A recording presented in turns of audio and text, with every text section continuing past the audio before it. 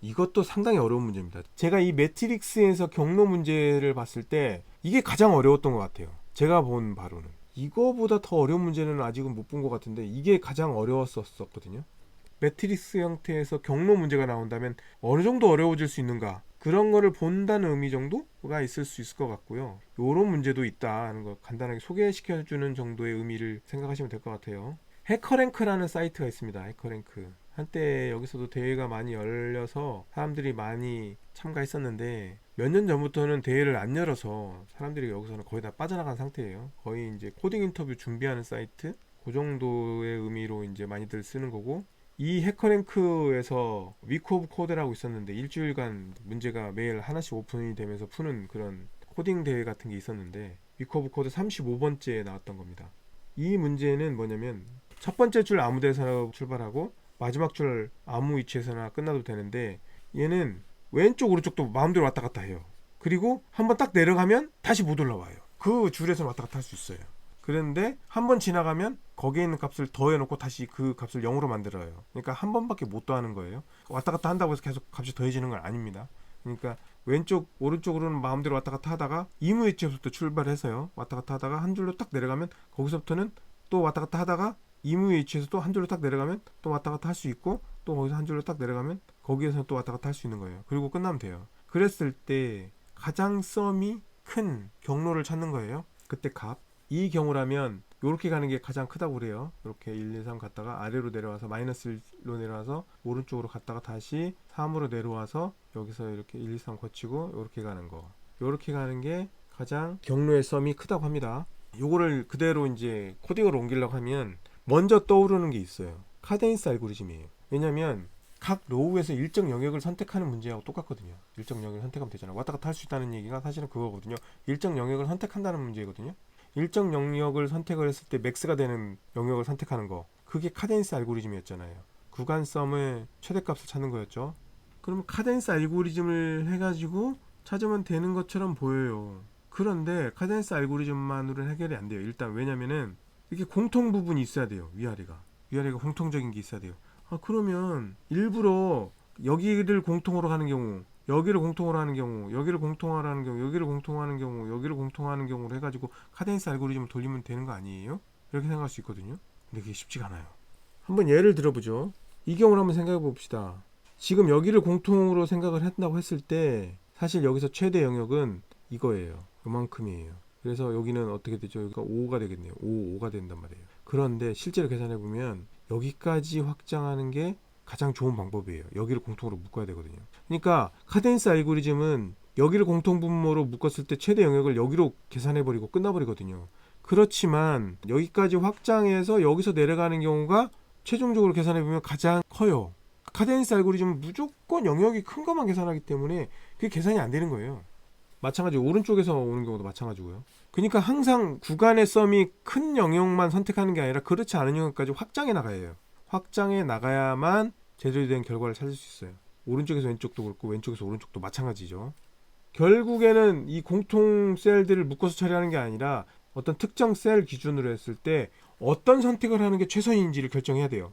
이 셀에서 위에서부터 내려오는 경우가 최선인지, 나한테서 내려온 게 아니라 왼쪽 어딘가에서 내려왔고 그걸 오른쪽으로 확장해 오는 게 최선인지, 왼쪽에서부터 오는 경우도 위에서부터 내려온 셀이 없이 확장된 경우도 있고 위에서부터 내려와서 확장된 경우도 있는 거예요. 오른쪽에서 올 때도 위에서 내려온 셀 없이 그냥 오는 경우, 위에서부터 내려와서 오른쪽에서 왼쪽으로 오는 경우, 위에서부터 내려온 경우도 있고, 이런 조합이 있을 수 있는 겁니다. 어떤 특정 셀 중심으로 놓고 봤을 때 지금 여기 1번이라고 되어 있는데 1번은 뭐 하는 거냐면은 나를 끝으로 하는 여기 왼쪽의 영역, 이 어딘가에서 일단 내려오는 게 있다는 거예요. 셀이 내려와. 왼쪽에서부터 내려와서 확장하거나 아니면 왼쪽에서 내려와서 확장이 안 했는데 내 위치에서 내려오는 거예요. 그럼 어쨌든 간에 여기에 도달했을 때는 셀이 내려오는 경우는 있는 거잖아요. 왼쪽에서 내려오든 나한테서 내려오든 간에 지금 내 위치에서 업데이트되는 이 값은 위쪽 줄에서 어떻게든 내려온 거예요. 내려온 걸 업데이트하는 겁니다. 그게 LU예요. LU. 어쨌든 간에 내려온 거예요. 그러면 요거는 지금 DP 배열이 n 플러스 1이니까 맨 첫 번째 줄은 0으로 넣었는데 요거는 그냥 초기 값인 거고 1번이 실제로 매트릭스의 0 위치가 되는 거죠. 현재 위치는 i 플러스 1이야 돼요. i 플러스 1. i라는 거는 그 전줄이에요. 지금 이게 n 플러스 1개로 만들어져 있기 때문에 그 윗줄에 있었던 내용에다가 sum 뭐죠? 맨 첫 번째 거니까 그 자기 자신 그대로겠죠? 더해주는 거고. 그 다음에는 쟤는 1부터 해가지고 오른쪽으로 늘려가면서 썸을 계산하는 겁니다. 이게 뭐죠? 이게 카데인스 알고리즘에서 나왔죠. 나를 끝으로 하는 어떤 영역에 대해서 최대값, 시작 위치는 어디인지 모르겠는데 어쨌든 최대값을 계산한 거예요. 왼쪽에서부터 이미 포함이 돼서 나한테 확장해 오는 경우는 그냥 나를 더해주면 되잖아요. 왼쪽에서부터 확장이 되는 거니까 나를 더해주면 되는 거고, 왼쪽에서부터 나한테 오긴 하는데 위에서 내려온 게 없어요. 그냥 카덴스 알고리즘으로 나온 그 영역을 그대로 쓰면 되는 거죠. 카덴스 알고리즘으로 나온 그 영역을 그대로 갖다 쓰고 그 영역에다가 위에서 내려온 거를 더해주면 되죠. 요게 바로 윗줄이잖아요. i 플러스 1이어야 내가 있는 라인인데 i라는 건 그 전줄이니까 예를 들면 이 셀이다 그러면 여기죠. 여기에서부터 이렇게 내려온 경우, 요거는 그러니까 결국엔 요걸 말하는 거죠. 요거는 왼쪽에서부터 내려와서 오른쪽으로 확장된 경우, 요 두 개의 경우에 대해서 계산을 해놓고, 오른쪽도 그대로 마찬가지죠. 오른쪽은 그냥 방향만 반대일 뿐 똑같죠. 그래서 RU라는 건 뭐냐면 오른쪽에서부터 오는데 얘는 이미 위에서부터 내려온 거예요. 오른쪽에 있는 셀들 중에 어떤 위치에서 이미 위에서부터 내려왔으면 그냥 내 거를 더해서 왼쪽으로 확장만 시켜주면 되는 거고, 그렇지 않다면 이번에는 오른쪽에서 왼쪽으로 왔으니까 나를 시작점으로 하는 오른쪽 어떤 구간이 있다면 그 구간의 맥스 썸에다가 내 위치에서 그냥 내려오는 거를 더해주면 오른쪽에서 왼쪽으로 확장돼서 오는데 내 위치까지, 내 위치에서 내려오는 걸 포함해서 어떤 셀에선가 위에서부터 내려온 거를 포함했을 때 최대 값이 나오는 거죠. 그 다음에는 여기서부터는 이제 위에서 내려온 셀이 이제 계산됐어요. 여기도 마찬가지로 위에서 내려온 셀이 계산이 돼 있어. 이미 셀이 내려왔어. 난 신경 쓸 필요 없네. 그냥 왼쪽에 최대 영역을 그냥 나는 계산해서 더해주면 되겠네. 여기는 오른쪽에 최대 영역을 그냥 계산해서 더해주면 되겠네. 해서 이번에 또 카데인스 알고리즘을 또 돌아가요.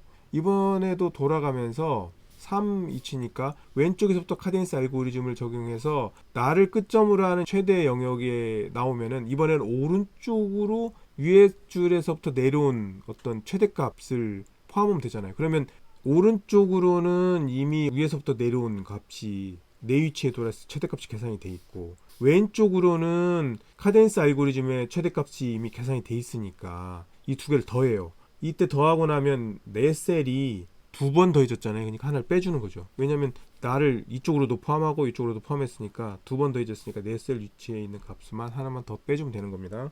이쪽도 마찬가지예요. 왼쪽에서는 이미 어딘가에서 내려왔고, 오른쪽으로는 카데인스 알고리즘의 맥스 썸을 구해가지고 더한 다음에 현재 내 위치가 두 번 더해졌으니까 하나를 빼주면 되는 거고, 요거는 뭐냐면 여기서 계산한 거하고 여기서 계산한 거하고 두 개의 맥스를 계산하려고 해놓은 거고요. 그러니까 요렇게 오른쪽에서부터 어딘가에 내려와서 왼쪽으로 확장됐을 때 요때의 최대값하고, 왼쪽에서부터 어딘가에 내려와서 오른쪽으로 확장되고 오른쪽에서는 최대 영역을 두 개를 더해서 만든 요 값하고 어떤 게 더 큰가를 계산해서 업데이트 해주면 되는 거죠.